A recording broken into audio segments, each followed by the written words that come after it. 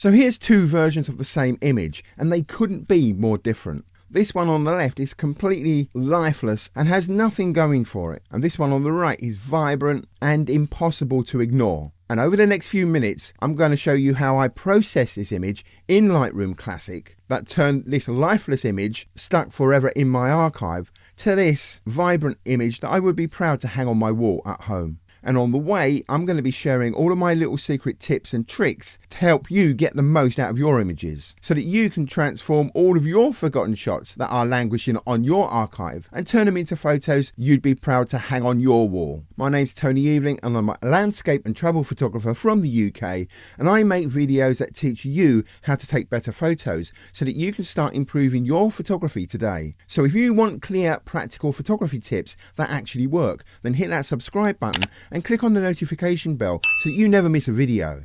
And don't forget, this video is split into chapters and I've got the chapter list below in the description. Okay, so let's just get stuck into this. Okay, so the first thing I'm going to do with this image is just come up to my lens corrections panel here, open that up, and I'm going to click on the remove chromatic aberration tick box. And what that will do is just to remove any purple and red fringing or blue and yellow fringing that you get on the edges in high contrast areas. So the next little box underneath that is enable profile corrections, and that will get rid of any visible distortion in the image or attempt to due to the lens. But I don't see any visible distortion, so I'm going to leave that blank. So I now come up to my basics panel. Now I want to set my profile for this image. So I'm going to come down to this drop down menu here, open that up. At the top there, you've got the adaptive color profile, and that's relatively new to Lightroom. What that does is it applies a basic profile so that we can view the image and make our adjustments to the image. But on top of that is an extra layer of adjustments that is driven by AI algorithms and is applied specifically to the image that is loaded. And that does a really good job. And now that's my profile of choice for all of my images. So I just click that. And that's done a really good job, a very simple, basic job of just darkening that area in the above the horizon there on the right hand side. It's not a drastic effect, but I'm going to leave that there. And the beauty of this is that it doesn't affect any of the adjustment sliders. They're all still set to 0. And then I've got the amount slider for that profile here, and if I just drag that all the way to the left, it completely removes the effect of those adjustments, leaving only the basic profile.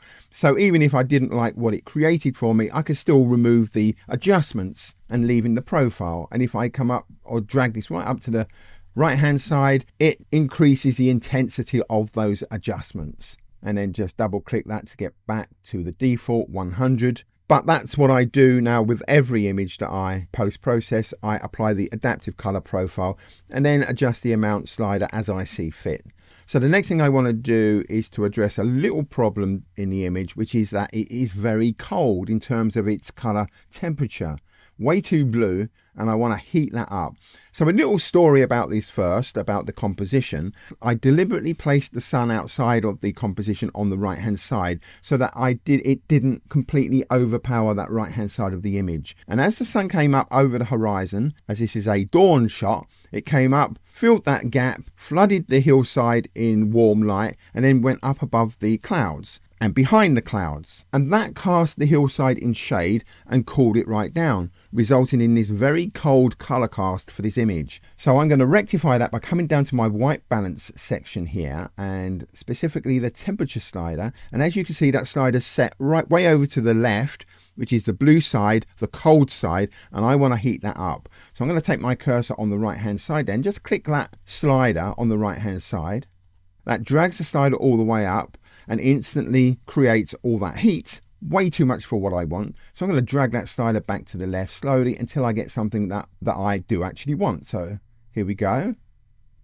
And I know roughly where I want to put this. So there we go. That'll do. So that's still an intense change to the image. I've completely warmed that up, and it hasn't improved the image because that foreground area is way too dark and I need to brighten that up. But the next problem that I can see with this image is that the sky is now too warm because the basics panel adjustment sliders apply to the whole image. They are global. But in that sky, there was a lot more blue, especially on the top left, and I want to bring some of that blue back. And the only way I can do that is to do that selectively. And to do that, I need to apply mask. So I'm going to come up to my mask icon up here, click that, That opens up my masking panel on the right hand side, and I want to apply a linear gradient. And that opens up my masking panel at the top right. And I want to drag that down to the bottom left just for my convenience. And you can see that new mask, and inside that new mask is my linear gradient. And on the right hand side are my adjustments for that linear gradient. So I come up, place my cursor over the top of that image and just drag that linear gradient down, stretching it out as I go to create a nice faded effect in the bottom half of that selection. And the red overlay depicts the selected area, and you can see as I drag that down, the trees in the foreground get affected by that overlay as well. And that will cause problems later on in the image, but we'll forget about that for now. Let's just get on with changing the color temperature in those clouds. So here we go to the adjustments on the right hand side, which apply only to that linear gradient selection, and drag the slider to the left to cool it down. So that's too far, and then let's just drag that to the right and get something that we want. Okay, that's fine. So now I've got a nice amount of color separation between the sky and the foreground, which creates much more visual interest. And I've still got a lot of heat in those clouds as well. But now another little issue with sky, and that is now it's a little too bright. And I want to create an even exposure between the foreground and the sky, even though the whole thing will be a bit too dark. But I want to start off with a nice foundation before I start applying my global settings. So while I'm in this linear gradient selection, I'm going to take the exposure slider down a tad. Maybe take a stop of light out of that. There we go. One stop of light, that'll do. So now that's evened up the exposure, and I've got a nice canvas on which to start my adjustments. And the first thing I want to do is just lighten the area in the foreground. So that's another selective change, which means adding another mask. So my masking panel down here, bottom left, create new mask, and radial gradient. Again, adjustments for that radial gradient on the right hand side, but cursor over the image and drag that out. There we go.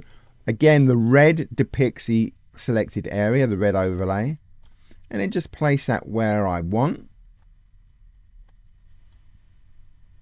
And I've got my feathering set to 100 for the radial gradient, which is the maximum. So I got a nice fading effect from the center of that radial gradient to the perimeter, and that will blend everything in nicely. So over to my exposure slider, and then just drag that to the right to increase the exposure.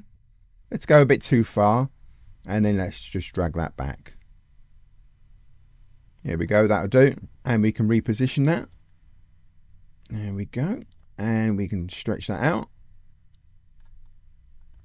And then we come over here to our masks, and we just hover over radial gradient and that eye symbol, and we can temporarily switch off the effect to get a before and after. So not too drastic, but it is significant, and that's a good start for this image. So now I can go into my basics panel, and I haven't even touched my basics panel yet in terms of these adjustments. So let's go down to exposure. And this is a global setting for the whole image, and just increase the exposure, go way too high, and then just bring it down. There we go. So what that's done is increase the exposure of the entire image. So I've got quite a distracting bright area on the right. I've dug out all the shadows, and it's kind of had the effect of flattening the image. So I just need to increase the contrast. So that really has injected a lot of character to that image. Now I've got my textures back for those grasses, and I've got nice greens in there, the intense yellows and oranges, muddy browns, and a lot more detail that I can see. So that's really improved the image. And in fact, I could leave that there and be satisfied with this image, but I'm just going to go a stage further with this, because I've got a little secret weapon I use in the tone curve, and it's really underappreciated. So let's just have a look at that. So open up my tone curve. Here we go. So the tone curve consists of 5 separate curves, and each one completely 100% independent of the other. I've got the 3 color channels on the right hand side, red, green and blue, and they're brilliant for creating color casts and other little color special effects, which I apply to a lot of my moody atmospheric shots, but not to this image. So I won't be using those today. And then most people come into the point curve and start messing around with brightness and contrast and those control points and so on. But the secret weapon of the tone curve, which is something that is massively underappreciated, is a parametric curve. So if we open that up, okay, so the parametric curve divides the image into 4 tonal sections: highlights, lights, darks and shadows, as you can see down there. and it's all controlled by sliders. So if I come over and hover over my slider for the highlights, you see that grey area lights up within the curve itself, and that grey area signifies the limited area that that highlight slider applies to in the image. And that's the beauty of this. So if I take the highlight slider all the way down and then all the way up, you can see that it only affects the very, very brightest pixels. And so it's restricted to a very narrow part of the image. So I have complete control over that part of the image. So if I just double click that to get back to 0, and then I can adjust that to get that brighter area on the right hand side just right. So I want to bring out some detail there and drag that down, just dampen it down a little bit with the highlights, and then come into my light slider, hover over that, and you can see the grey area lights up in the curve. That again is as a wider area that's lit up. That signifies the area that will be affected by the lights slider in terms of the tonal range. So again, if I go all the way up, or some of the way up, you can see it brightens up the lighter pixels, which covers a wider part of that image. So not just that sky area, but also the foreground area as well. But I want to just take that down and darken that up a little bit, because that takes out some of that sting from that right hand side area, the sky area. And now here's a really clever thing. These darks and shadows combined create a really nice effect. So if I just take the darks up, and I do this with a lot of images, kind of a little formula that I apply, and it's part of the beauty of this parametric curve. So I take that up, and that has a similar effect to the exposure slider in the basics panel. It sort of lightens the whole thing and takes out some of those shadows. So I want to bring some of that back, and that's where the shadow slider comes in. So I'm going to take this all the way back, and you'll see the richness coming out in that image and detail coming out in that sky, and that's really created a nice effect. And then I'm going to leave that there. And the problem now is that those shadows have got really dark. They're very dark and distracting, but I brought out a lot of richness in the colors and the textures and the grasses and so on. And you can see the shape of that curve. That is not a shape that I would ever have created in the point curve.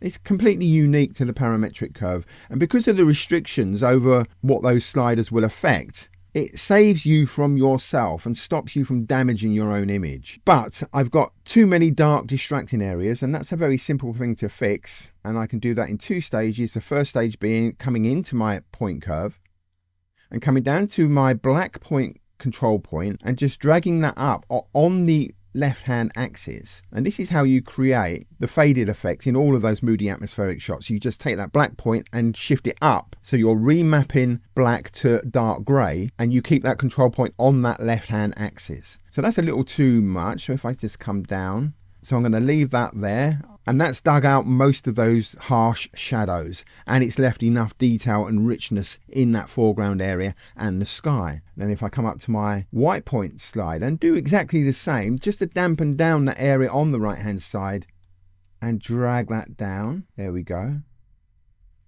So that's looking really good. And now one final thing to get rid of those shadows in those tree areas once and for all. There's 2 problems here. One, the linear gradient over the sky is darkening those trees in the background there. And I'm going to fix that by coming back into that linear gradient. There's my masking panel on the bottom left. My linear gradient is in that mask one, so click on that. There's my linear gradient. And now I've got 2 buttons here, add and subtract. So what I want to do is I want to subtract the effect of that mask, but only from inside those trees. So I click on subtract, using a brush. My brush adjustments come up on the right hand side. So I come over here and I want to leave these sliders alone. I don't need to touch them, but I want to just click on the auto mask. And then I want to come over to, or zoom in at 50%, hover over the area that I want to change, put my cursor over that tree area, and then just brush out the effect of that linear gradient over the trees there. And as you can see, all that darkness is going, and I'm getting the original details back in that tree area. And because I've got auto mask set to on, my brush won't go over the edge and affect that sky, as long as I keep that minus sign inside the area that I want to affect. So the sky, as I go around the edges of those trees, the sky won't be affected. And then I can brush over any areas that I think may be affected by that linear gradient and dig out those shadows all over that area. There we go. And that is that for that, and just zoom out, fit on screen. And now I can come over to that brush that I've just applied within that mask one and toggle that off and on, off and on. And you can see that I've dug out all those shadows, and now I've got something much more pleasing to the eye and less distracting. So now I've got the other bits and pieces around here, those bushes and some bits and pieces around the edge of the frame. And to do that, I'm going to use a mask again. So I'm just going to create new mask using a brush, come over to my brush parameter over here, take off that auto mask. So what I want to do now is brush over those very dark areas in the bottom half of those bushes and brighten it up. So I want to take my exposure all the way up to about 3 stops. There we go, which is way too much, because if I now brushed over those areas, it would brighten them way too much. So if I take my flow down to about 10%, what that will do is it will apply that 3-stop exposure increase to any areas that I brush over, but only in 11% increments, which is what I've got my flow set to. So if I come in at 50% again, over my bushes and hover my brush over there, you can see that little plus sign is in there now, which means that I'm going to add to the effect rather than take away. And now I just brush over and I'm adding 11% of that 3-stop exposure increase, which gives me very fine grain control over the lightening effect of those bushes. So if I come down to my brush one in that masking panel there at the bottom, click on the eye symbol. So there's a before, there's an after, and it's a subtle effect, and it's made a big improvement. And now I can go anywhere in the image now and just brush over any dark areas that I don't like or find distracting, and I've got complete control over it.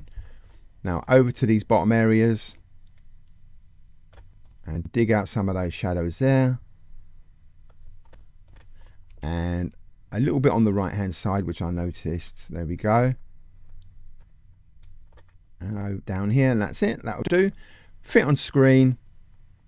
And now if I come over to that brush and click the eye symbol, there we go, before and after.